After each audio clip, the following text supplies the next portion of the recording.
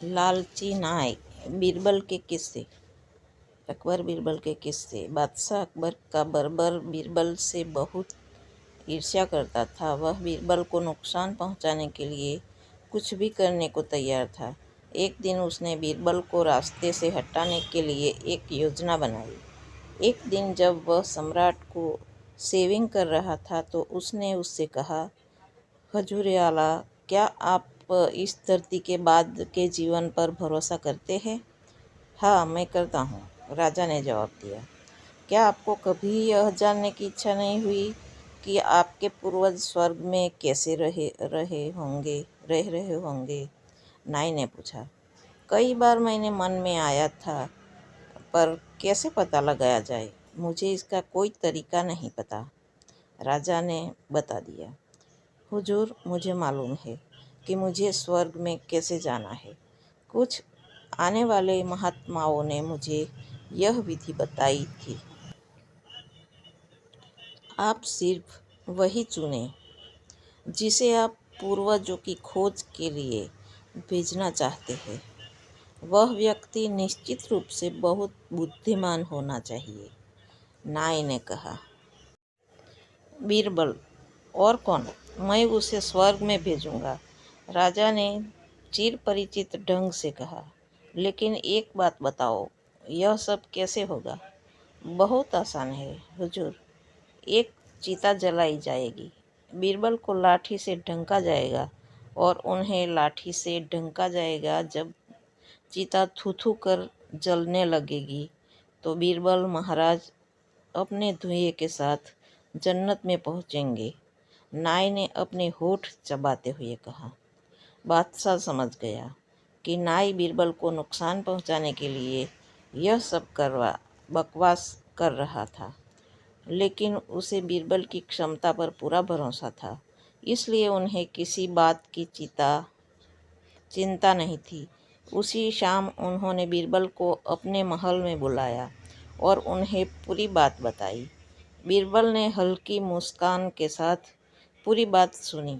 समय देखिए, इस बार मैं नाई महाराज का सामना कर रहा हूँ। सम्राट हंस पड़ा। बीरबल ने अपने होठ चबाते हुए कहा, इसे पछतावा होगा, नाई इसे पछताएगा। अच्छा, मैं कुछ दिनों के बाद चिता पर चढ़ जाऊंगा, मुझे कुछ समय दे। बादशाह ने बीरबल को पूछने के लिए समय दिया। बीरबल अपने गुप्तचरों से पता लगाता है कि चिता का स्थान कहाँ था जहाँ नाई ने उन्हें जलाने की योजना बनाई थी। उसने चुपके से उस चिता के नीचे से अपने घर तक सुरंग खोदी। जब उनकी तैयारी पूरी हो गई तो उन्होंने घोषणा की कि वे चिता पर चढ़ने के लिए तैयार है। नाई खुद बीरबल को अपनी देख रेख में साइट पर ले गया। बीरबल उस अंतिम संस्कार की चिता में बैठ गया। फिर चिता को आग लगा दी गई। बीरबल सुरंग के रास्ते चुपचाप घर लौट आया। बारबर जो कि खुशी की कोई सीमा नहीं थी, उसे एहसास हो गया था कि उसने बीरबल के ठिकाने को उसकी चतुराई है। बीरबल के प्रतिद्वंदी दरबारी भी बहुत खुश थे। उन्होंने अदालत में बीरबल के पद को लेने की योजना भी शुरू की। अपने घर में कुछ हफ्ते बिताने के बाद बीरबल एक दिन अचानक दरबार में पहुंचे। घर में रहने के दौरान उन्होंने न तो अपने बाल काटे थे और न ही मुंडन कराया था। उन्हें देखते ही राजा खुशी से झूम उठे और उनका स्वागत करते हुए बोले, आओ बीरबल आओ, जन्नत में हमारे रिश्तेदारों की क्या हालत है। जहाँपनाह, स्वर्ग में सब कुछ ठीक है, आपके रिश्तेदार भी मस्ती में है। वहाँ तुम्हारे पिता और दादा तुम्हारे लिए प्रार्थना करते हैं। वैसे स्वर्ग में सुख सुविधाओं की कमी नहीं है, फिर भी एक समस्या है, वहाँ कोई नाई नहीं है। आप देख रहे होंगे कि मैं भी न तो अपने बाल ठीक करवा पाया और न ही दाढ़ी। आपके पूर्वजों के बाल और दाढ़ी भी काफ़ी बढ़ गई है। उन्होंने आपको एक अच्छा नाई उन्हें भेजने के लिए कहा है। बीरबल की बात सुनकर राजा हंसा। वे बीरबल की योजना को अच्छी तरह समझते थे। उसने तुरंत कहा, हाँ क्यों नहीं, मैं केवल उनके लिए अपने शाही नाई भेजूंगा। यह कहते हुए सम्राट ने नाई को स्वर्ग जाने के लिए तैयार करने का आदेश दिया। नाई ने स्वर्ग भेजे जाने का कड़ा विरोध किया, लेकिन राजा ने उसकी बात नहीं मानी। नाई उस दिन को कोस रहा था जब उसने बीरबल को जलाने की योजना बनाई थी। उस दिन चिता पर बीरबल को जिंदा जलाया गया। इस तरह बीरबल ने अपने प्रतिद्वंदी नाई से छुटकारा पा लिया। एक कुआं खरीदने वाला किसान। एक गरीब किसान ने एक बार एक अमीर आदमी से एक कुआं खरीदा ताकि वह कुएं से पानी का उपयोग करके अपनी ज़मीन की सिंचाई कर सके। किसान ने अमीर आदमी द्वारा अद्यतन मूल्य का भुगतान किया। अगले दिन जब किसान कुएं से पानी निकालने गया तो अमीर आदमी ने उसे रोक दिया और उसे पानी निकालने से मना कर दिया। उसने कहा कि किसान ने केवल कुआं खरीदा था, न कि उसके पानी, इसलिए वह कुएं से पानी नहीं निकाल सकता। दुखी किसान को समझ नहीं आ रहा था कि उसे अब क्या करना चाहिए। जिससे बाद वह किसान राजा के दरबार में गया और राजा अकबर को अपनी दिशा के बारे में बताया। अकबर ने मामला बीरबल को सौंप दिया। अकबर ने बीरबल से गरीब किसान की समस्या को हल करने में मदद करने के लिए कहा। बीरबल ने उस अमीर आदमी से मुलाकात की जो किसान को परेशान कर रहा था। अमीर आदमी ने किसान को जो कुछ बताया उसे दोहराया। बीरबल ने कहा, चूंकि अपने किसान को कुआं बेचा है, न कि पानी, तो इसलिए आपको सारा पानी कुएं में रखने के लिए किसान को किराए का भुगतान करना होगा। अमीर आदमी को एहसास हुआ कि उसका काम नहीं चलने वाला और किसान को कुएं के पानी का इस्तेमाल करने देना चाहिए। नैतिक लोगों को धोखा देने की कोशिश न करें, क्योंकि इसकी कीमत आपको भी चुकानी पड़ सकती है। सबसे मुश्किल काम। अकबर बीरबल की मोरल कहानी। एक दिन बीरबल दरबार में देर से पहुंचे। अकबर ने पूछा, क्या बात है बीरबल, आज देर से क्यों आए? बीरबल ने कहा, जहांपनाह, आज मुझे बच्चों को संभालना पड़ा। बादशाह को यह सुनकर बहुत आश्चर्य हुआ। बोले, यह भी कोई काम हुआ? जहांपनाह, बच्चों को संभालने का काम सबसे कठिन है। जब यह काम सिर पर आ पड़ता है तो कोई भी काम समय पर नहीं हो पाता। बादशाह बोले, बीरबल, बच्चों को बहलाना तो सबसे आसान काम है। उनके हाथ में कोई खाने की चीज़ दे दो या कोई खिलौना थमा दो, बस काम बन गया। बीरबल ने कहा, बादशाह, आपको इसका अनुभव नहीं है, इसलिए आपको यह काम आसान लगता है। जब आप यह साफ साफ अनुभव करेंगे तो आपको मेरी बात समझ में आ जाएगी। चलिए, मैं छोटे बच्चे का अभिनय करता हूँ और आप मुझे बहला कर देखिए। अकबर तुरंत राजी हो गए। बीरबल छोटे बच्चे की तरह रोने लगे। अब्बा, मुझे दूध चाहिए। बादशाह ने फौरन दूध मंगवा लिया। दूध पीने के बाद बीरबल ने कहा, अब मुझे गन्ना चूसना है। बादशाह ने गन्ना मंगवाया और इसके छोटे छोटे टुकड़े करवा लिए, मगर बीरबल ने उसे छुआ तक नहीं। वह रोता ही रहा। रोते रोते वह बोला, अब्बा, मुझे पूरा गन्ना चाहिए। बीरबल का रोना जारी रहा। बादशाह ने हाथ रख कर दूसरा गन्ना मंगवाया, मगर बच्चा बने बीरबल रोते रोते बोले, यह गन्ना मुझे नहीं चाहिए, मुझे तो पहले वाला पूरा ही गन्ना चाहिए।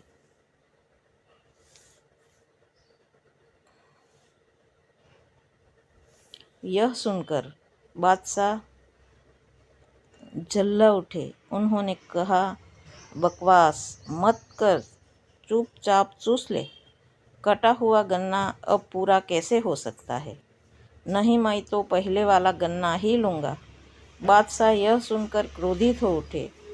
अरे है कोई यहाँ? इस बच्चे को यहाँ से ले जाओ। बीरबल हंस पड़े। बादशाह को स्वीकार करना पड़ा कि बच्चों को संभालना वास्तव में बहुत मुश्किल काम है। आदमी जो गधा है। नैतिक के साथ बीरबल कहानी। एक दिन बादशाह अकबर सारा काम पूरा करने के बाद मनोरंजन की मुद्रा में बैठे थे, लेकिन बीरबल ऐसे माहौल में भी शांत बैठे थे। उस दिन उन्हें हंसी में कोई दिलचस्पी नहीं थी। बीरबल के बिना राजा की बैठक कैसे पूरी होती, इसलिए उन्हें उकसाने के लिए राजा ने उन्हें छेड़ा। बीरबल, यह बताओ कि तुम्हारे और गधे के बीच कितना अंतर है? ईर्ष्यालु दरबारियों ने सम्राट का प्रश्न सुना और हंसने लगे। बीरबल कहा, चुप रहने वाले थे। उसे चुपचाप अपना सर नीचे झुका लिया, जैसे कि जमीन को देखते हुए कुछ गणना कर रहा हो। उसकी मुद्रा बहुत गंभीर थी और वह अपने हाथों पर कुछ गिनती कर रहे थे। क्या गिन रहे हो बीरबल? अकबर ने थोड़ी हंसी के साथ पूछा। मैं अपने और गधे के बीच की दूरी का पता लगाने की कोशिश कर रहा था। मैंने गिना है। बीरबल ने अपनी आंखें अकबर की तरफ उठाई और कहा, यह 16 फीट दिखता है। अकबर इस जवाब पर बेहद लज्जित हुए और थोड़ी देर के लिए अपनी आंखें नहीं झुका सके। दरअसल बीरबल अकबर के सिंहासन के सामने खड़ा था और उसने अपने और अपने बीच की दूरी बताई। इस तरह बीरबल ने सम्राट द्वारा किए गए मजाक को उलट दिया। कोई अमीर कोई गरीब क्यों? बीरबल की शिक्षाप्रद कहानी। अकबर बीरबल से तरह तरह के अजीबोगरीब प्रश्न पूछा करते थे। कुछ प्रश्न ऐसे भी होते थे जो वह बीरबल की बुद्धि की परीक्षा लेने के लिए पूछते थे। एक बार अकबर बीरबल से बोले, बीरबल, इस दुनिया में कोई अमीर है कोई गरीब है, ऐसा क्यों होता है? सब लोग ईश्वर को परम पिता कहते हैं। इस नाते सभी आदमी उनके पुत्र ही हुए। पिता अपने बच्चों को सदा खुशहाल देखना चाहता है। फिर ईश्वर परम पिता होकर क्यों किसी को आराम का पुतला बनाता है और किसी को मुट्ठी भर अनाज के लिए दल दल भटकाता है? आलमपना। अगर ईश्वर ऐसा न करे तो उसकी चल ही नहीं सकती। वैसे तो दुनिया में 5 पिता कहे गए हैं। इस नाते आप भी अपनी प्रजा के पिता हैं। फिर आप किसी को 1000, किसी को 500, किसी को 50, तो किसी को सिर्फ 5-7 रुपये ही वेतन देते हैं, जबकि 1 महीने तक आप सभी से सख्ती से काम लेते हैं। ऐसा क्यों? सभी को एक ही नज़र से क्यों नहीं देखते? बीरबल ने अकबर के प्रश्न का उत्तर देने के बजाय प्रश्न किया। अकबर तुरंत कोई भी जवाब नहीं दे सके, उल्टे सोच में पड़ गए। अकबर को इस तरह ख्यालों में खोया देखकर बीरबल बोले, जो जैसा काम करता है उसे वैसी ही मजदूरी मिलती है और इसी पर दुनिया का कारोबार चलता है। अगर ऐसा न हो तो यह दुनिया चल ही नहीं सकती। इसी तरह ईश्वर का न्याय होता है।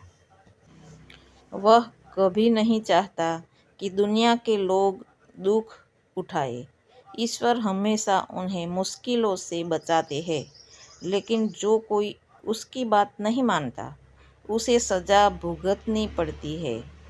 जो जैसा काम करता है उसे वैसा ही फल मिलता है। जो ज़्यादा मेहनत करता है वह धनवान बनता है, जो कम काम करता है वह गरीब होता है। इसमें ईश्वर का क्या दोष? बीरबल की नियति। एक बार बादशाह अकबर ने एक गांव में अपना दरबार स्थापित किया। उसी गांव में एक युवा ब्राह्मण किसान महेश दास भी रहते थे। महेश ने बादशाह अकबर की घोषणा सुनी कि सम्राट उस कलाकार को 1000 स्वर्ण मुद्राएं देगा जो उसकी जीवित तस्वीर बना देगा। एक निश्चित दिन राजा के दरबार में कलाकारों की भीड़ थी। सभी के हाथों में बादशाह की तस्वीर थी। दरबार में हर कोई यह जानने के लिए उत्सुक था कि 1000 सोने के टुकड़ों का इनाम किसे मिलता है।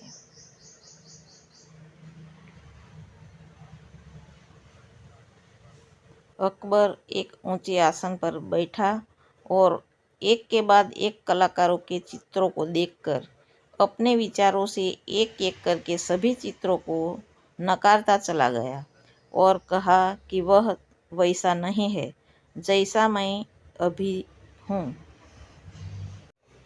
जब महेश की बारी आई, जिसके बाद में बीरबल के नाम से जाना जाने लगा, तब तक अकबर परेशान हो गया और बोला, क्या तुम भी मुझे काफ़ी सभी की तरह एक तस्वीर लाए हो? लेकिन बिना किसी डर के महेश ने शांत स्वर में कहा, मेरे राजा, इसमें खुद को देखिए और खुद को संतुष्ट कीजिए।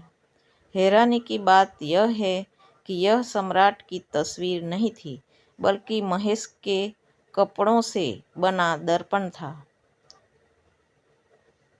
यह देखकर सभी के एक स्वर में कहा, यह राजा की सबसे अच्छी तस्वीर है। अकबर ने महेश दास को सम्मानित किया और उन्हें 1000 सुनहरे टुकड़े भेंट किए। सम्राट ने महेश को एक राज्य का टिकट दिया और उसे अपनी राजधानी फतेहपुर सीकरी आने का निमंत्रण दिया। वही महेश दास बाद में अकबर के भरोसे बीरबल बन गए। बीरबल की खिचड़ी। ठंड का समय था। दिल्ली में बहुत ही ज़्यादा ठंड पड़ी थी। उस समय बादशाह अकबर और बीरबल दोनों ही सुबह सुबह बगीचे में घूम रहे थे। बादशाह अकबर ने बीरबल से कहा, बीरबल, देख रहे हो कितनी ज़्यादा ठंड है। ऐसा लग रहा है कि अगर कोई बिना गर्म कपड़ों के बाहर आ जाए तो वह तुरंत ही बर्फ की तरह जम जाएगा। जी हाँ जहाँपनाह, बिल्कुल सही कह रहे हैं आप, बीरबल ने अकबर से कहा। अच्छा बीरबल, यह बताओ, इतनी ठंड में भी तुम यहाँ आ गए, लेकिन ऐसे बहुत से लोग होंगे जो इतनी सर्दी में घर से बाहर नहीं निकल रहे होंगे और अपने कामकाज को भी नहीं कर रहे होंगे। जी हाँ जहाँपनाह, आपकी बात तो सही है, लेकिन ऐसे बहुत से लोग भी हैं जो मजदूरी के चलते इस सर्दी में भी निकला करते हैं, मजबूरी में ऐसे काम किया करते हैं जो इस सर्दी में नहीं करनी चाहिए, बीरबल ने कहा। जी हाँ जहाँपनाह, आपकी बात तो सही है, लेकिन ऐसे बहुत से लोग भी हैं जो मजदूरी के चलते इस सर्दी में भी निकला करते हैं, मजबूरी में ऐसे काम किया करते हैं जो इस सर्दी में नहीं करनी चाहिए, बीरबल ने कहा। अकबर ने बीरबल से कहा, अच्छा, लेकिन मैं नहीं मानता कि कोई इतनी सर्दी में अपने घर से निकलेगा और काम पर जाएगा। वह तो घर के अंदर रहकर गर्म बिस्तर पर लेटा रहेगा, लेकिन उठकर काम पर नहीं जाएगा। नहीं जहाँपनाह, बात ऐसी नहीं है।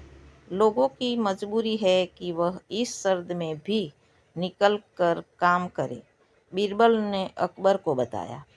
अच्छा, ऐसी बात है तो मुझे साबित करके दिखाओ कि कोई इतनी सर्दी में भी चंद पैसों के लिए भी काम करने को कैसे निकल सकता है। बादशाह अकबर ने बीरबल चुनौती देते हुए कहा। वहीं पास एक तालाब भी था जिसका पानी बहुत ही ज़्यादा ठंडा था।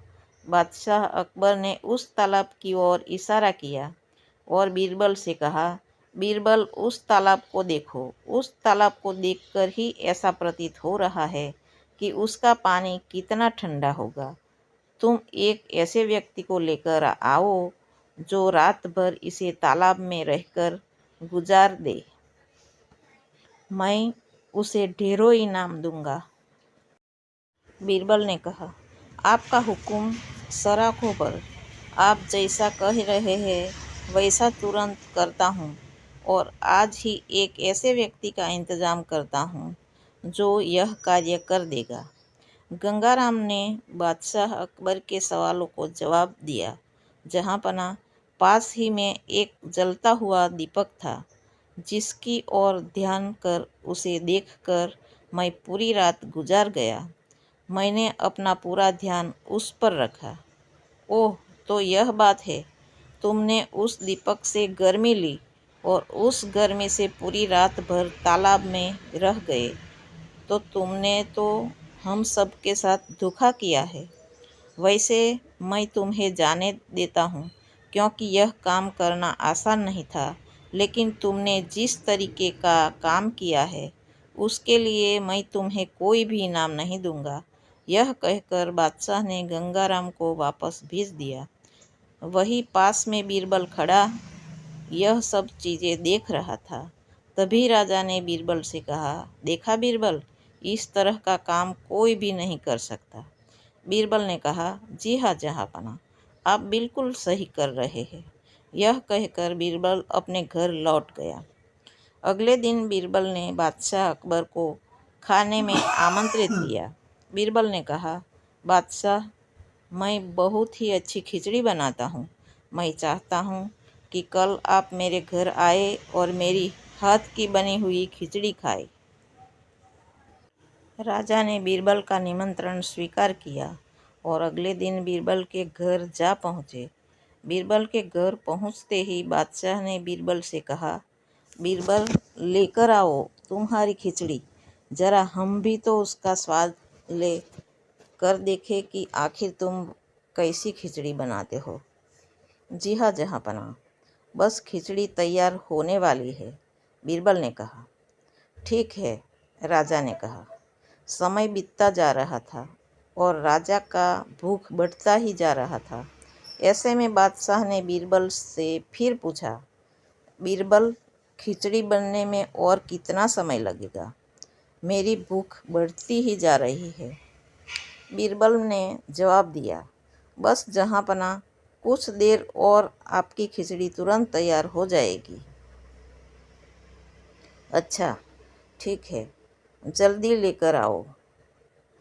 ऐसे करते करते और समय बीत गया और राजा का भूख बढ़ने लगा था।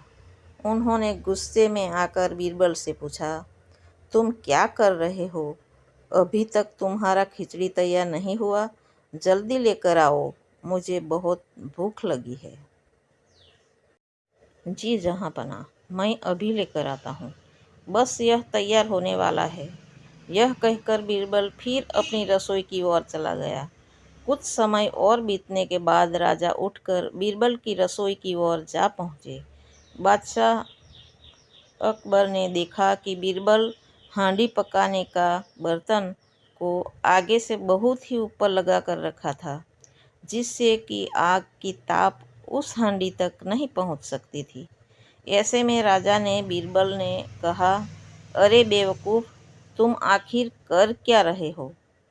ऐसे में तो तुम्हारी खिचड़ी कभी भी नहीं पकेगी। पकेगी जहाँपनाह, यह जरूर पकेगी, बीरबल ने कहा। अरे, आग का ताप तो हांडी में पहुंच ही नहीं रहा है, तो फिर तुम्हारी खिचड़ी कैसे पक सकती है? इसके लिए आग का ताप खिचड़ी की हांडी तक पहुंचना चाहिए, राजा ने समझाते हुए कहा। बीरबल ने कहा, जिस तरह से एक छोटा सा दीपक गंगाराम को ताप दे सकता है, तो इस तरह से हांडी को आग से ताप अवश्य ही मिल जाएगा। यह बात सुनकर बादशाह समझ गए और समझ चुके थे कि उन्होंने क्या गलती की थी।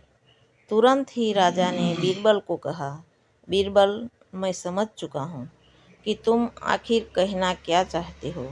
मैं तुरंत ही गंगाराम को बुलाकर उसका इनाम उसे दूंगा और मैं तुम्हारा शुक्रिया करता हूँ कि तुमने मेरी गलती को मुझे बताया। बीरबल की योग्यता। बादशाह अकबर ने दरबार में बीरबल का बोलबाला था। बीरबल की चतुराई और सूझबूझ ने उन्हें बादशाह का खास बना दिया था। इस कारण दरबार में बहुत से लोग बीरबल से जलते थे। इन लोगों में बादशाह अकबर के साले साहब भी थे। साले साहब बीरबल को नीचा दिखाने के लिए कोई भी मौका नहीं छोड़ते थे, लेकिन हर बार उन्हें ही मुंह की खानी पड़ती थी। बेगम का भाई होने की वजह से बादशाह भी उसे कुछ नहीं कहते थे।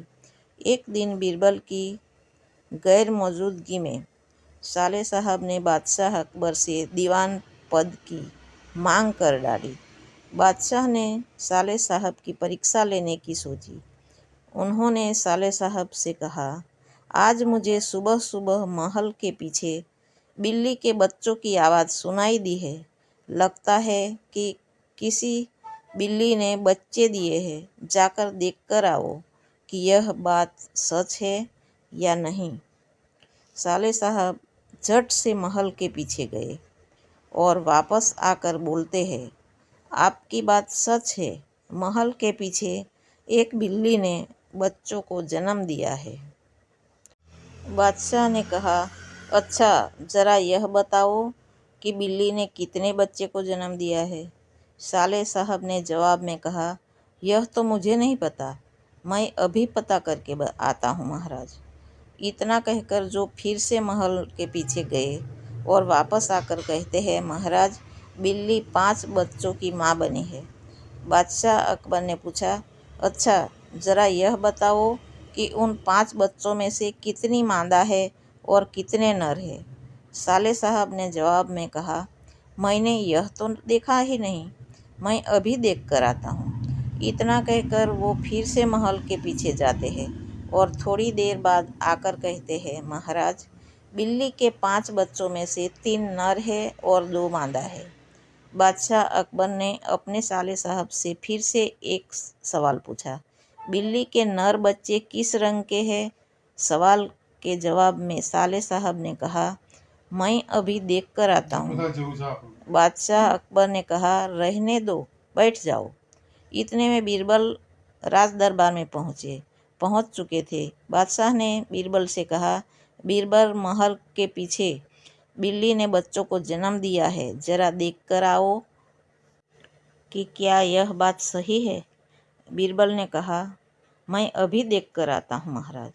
ऐसा कहकर वह महल के पीछे देखने के लिए चले गए। वापस लौटकर बीरबल ने बादशाह अकबर को बताया, महाराज, बिल्ली ने बच्चों को जन्म दिया है। बादशाह ने बीरबल से पूछा, बिल्ली कितने बच्चों की माँ बनी है? बीरबल ने तुरंत जवाब दिया, महाराज, 5 बच्चों की।